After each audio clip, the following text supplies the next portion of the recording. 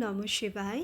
ভারত মাতা শিবশক্তি অবতার ওম পিতাশ্রী শিব বাবাকে মনে আছে শিব বাবার বাণী। আজকের তারিখ হলো 1 মার্চ 2026। প্রাতঃ ক্লাস, অরিজিনাল ডেট 22 অক্টোবর 2022। ওম নমঃ শিবায়।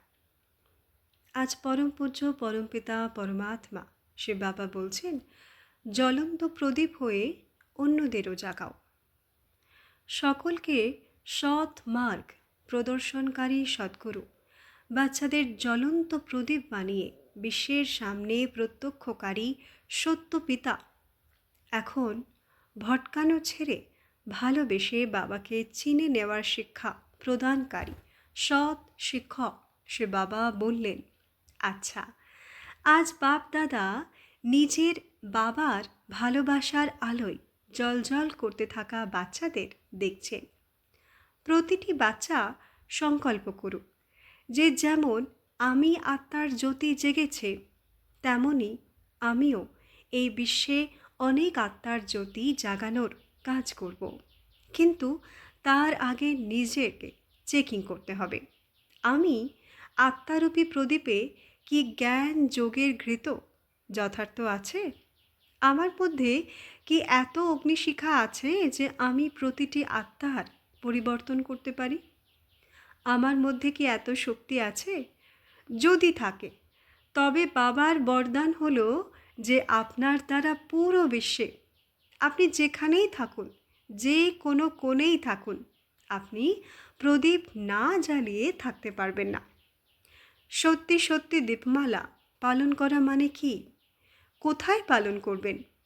যখন আত্মাতে ফুল অর্থাৎ পূর্ণ চমক থাকে, যখন বাবার সাথে কানেকশন জুড়ে থাকে, তখন সত্যি সত্যি দীপমালা হয়। তারপর যখন সত্যযুগের সম্পূর্ণ রাজ্য হয়, তখন দীপমালা হয়। তো আপনাদের সব বাচ্চাদের দীপমালার অভিনন্দন হোক, অভিনন্দন হোক, অভিনন্দন হোক। সর্বদা নিজের চেকিং করতে থাকতে হবে। দেখো, যেমন বাবার সাথে ভালোবাসা আছে না, বাবার স্মরণে প্রেমের অশ্রুর ঝর্ণা বয়। ভালোবাসা আছে না, স্মরণ আছে, সত্য ভালোবাসা আছে। তাই তো কোনো কিছু চিন্তা ভাবনা না করেই বাবার সম্মুখে এসে বসে যান, তাই না? টান আছে। বলা হয় যে যখন আত্মা শান্তি পেতে শুরু করে, প্রেমের বর্ষণ হতে থাকে, স্বস্তি মিলতে থাকে, যখন আত্মা তৃপ্ত হতে থাকে, তখন বোঝা উচিত আপনার হাত পরমাত্মা ধরেছেন। যখন মিলিত হওয়ার খুশি হয়, যখন সমস্ত দুঃখ ভেসে বাইরে বেরিয়ে যায়, যখন বাবার প্রতি টান অনুভব হয়, তখন বুঝবেন যে আপনার মার্গ অর্থাৎ চলার পথ সঠিক। আর মিষ্টি পরম পিতা আপনার সাথে আপনাকে কোলে তুলে নিয়ে চলেছেন। যখন ভেতর থেকে আত্মার আওয়াজ আসতে থাকে, যখন নিজেকে অনুভব হয় যে আমি সন্তুষ্ট, আমার কিছু চাই না, এই সংসার আমার জন্য নয়, আমি এর জন্য নয়, তখন বুঝতে হবে বাবা নিজের বরদানি হাত আপনার মাথার ওপর রেখে দিয়েছেন। যখন পরমাত্ম প্রেমের জন্য হৃদয়ের তরফ জাগে আর এক ছাড়া অন্য কেউ নজরে আসে না, যখন হৃদয় থেকে বারবার বের হয় আমার বাবা, মিষ্টি বাবা, তখন বুঝতে হবে যে আপনার হৃদয়রূপী মন্দিরে ভগবান নিজের স্থান বানিয়ে নিয়েছেন। যদি এমন অনুভূতি কোনো বাচ্চার হয়, তবে ভাববেন আপনার মার্গ রাইট, সঠিক। আপনি বাবার সাথে চলেছেন। যখন অনুভব হয় যে আমার মধ্যে এই কমজোরি অর্থাৎ ত্রুটি বা দুর্বলতা আছে, আর ভেতর থেকে অনুভব হতে থাকে যে এই ত্রুটি থাকা উচিত নয়, তবে এই আওয়াজ বাবার যে বাচ্চা, এই কমজোরিকে কিনারা করো অর্থাৎ সরিয়ে দাও, কারণ আপনি সত্যের পথে চলছেন। হৃদয়ে এত স্বচ্ছতা সাফাই থাকা উচিত, এত ভালোবাসা থাকা উচিত, যেমন নিজের ভালোবাসা আপনাদের বাচ্চাদের প্রতি নিঃস্বার্থ, তাই না? আছে? বাবার আপনাদের থেকে কিছু চায় না। চায়? চায় না তো? কি চায়? যে আমার বাচ্চারা পড়ালেখা করে বিশ্ব মহারাজা হোক, বিশ্ব মহারানী হোক, উচ্চ পদ প্রাপ্তি হোক। এটাই বাবার ভালোবাসা। কিন্তু কিভাবে হবে? আপনাদের নিজের পুরুষার্থের দ্বারা হবে। বাবার সাহায্য তো প্রতিটি বাচ্চা পায়, কিন্তু বাচ্চারা কি সাহস করে? যদি ভাবেন যা হবে দেখা যাবে, যা পাওয়ার হবে পেয়ে যাব, যা ভগবানের মর্জি হবে, যে পদ পাই, আমার দ্বারা পুরুষার্থ হয় না, আমি নিজেকে বদলাতে পারি না, তবে বাবা কি বলবেন? কি সাহায্য করবেন? বাবা কি সাহায্যের পা বাড়াবেন? কারণ যখন আপনি মায়ার সামনে সারেন্ডার করে দিয়েছেন, তো বাবা কি করবেন?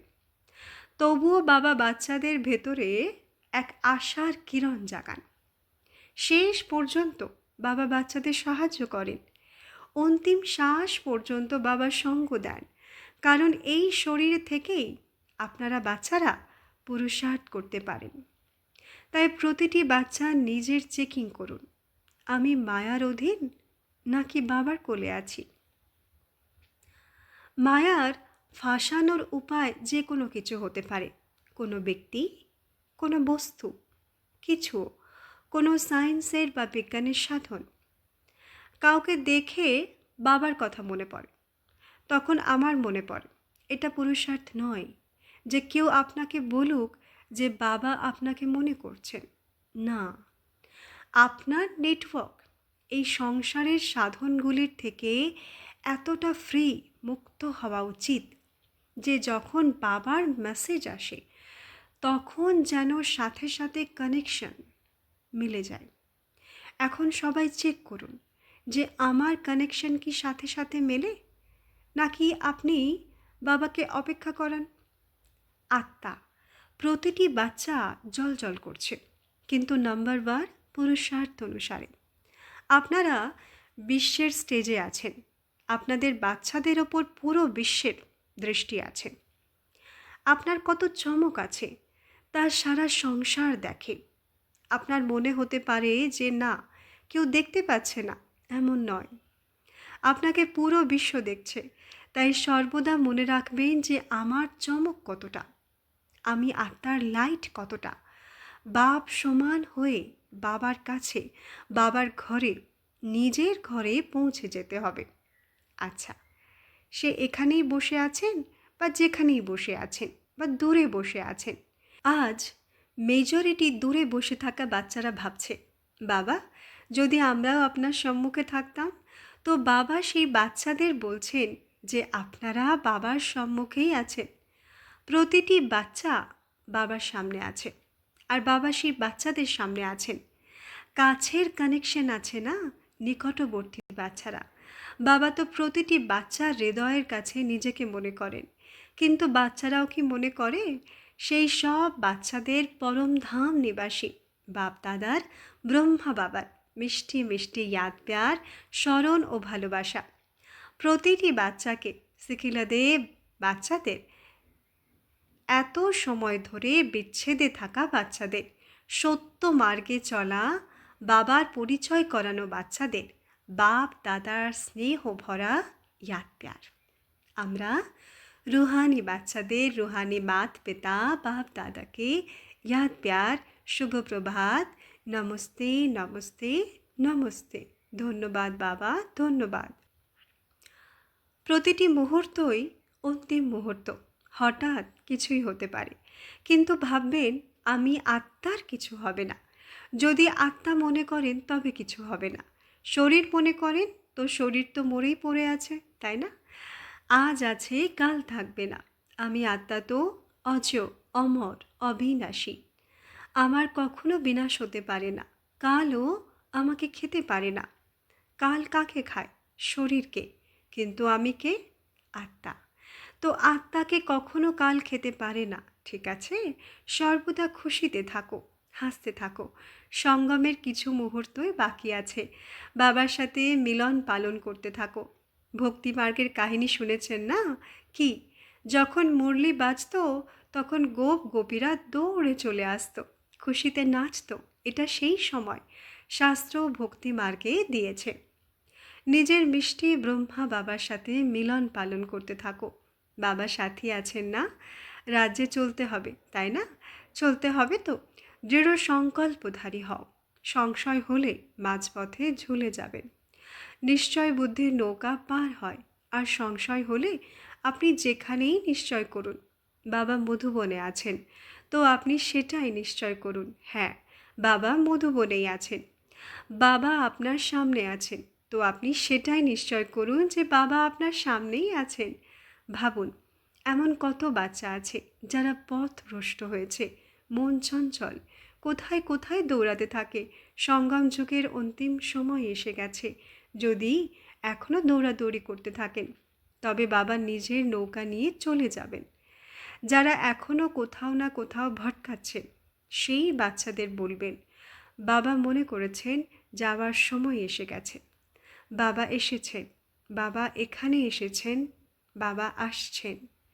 যদি বাবার সাথে ভালোবাসা থাকে না, তবে বাবাকে চিনতে 1 সেকেন্ডও লাগবে না। বাবা তো প্রত্যেককে চিনেছেন, তাই না? আগেও কত বাবার সাথে মিলতেন, তারপর মাঝখানে চলে গেলেন, আবার ফিরে এলেন। বাবা ভুল হয়ে গেছে না? এখন আমাদের নিজের স্মরণে নিয়ে নাও। তো মাঝখানের 2 বছর কত সময় ওয়েস্ট হয়ে গেল। নিজের ড্রামাতে পার্ট এমন বানাবেন না। সমর্পণ তো সমর্পণ। জিনা তেরি গলি মে, মরনা তেরি গলি মে। বাঁচাও তোমার কাছে, মরাও তোমার কাছে। মায়ার গলি থেকে তো বাবা ছাড়িয়ে নিয়েছেন। বাবার গলি ছেড়ে গেলে কি হবে? তাই ভাবতে হবে। বাচ্চারা গানও গায়, বাবা আপনি যেখানেই আসুন না কেন, আমরা আপনাকে চিনে নেব। আপনি লুকাতে পারবেন না, তো বাবা লুকান না। বাবা তো চিনে নিয়েছেন, আপনি চিনেছেন। আচ্ছা বাচ্চারা, আবার দেখা হবে। এখন নিজের ব্রহ্মা বাবার সাথে মিলন পালন করো। বরদান: সম্পূর্ণ যোগী ভব।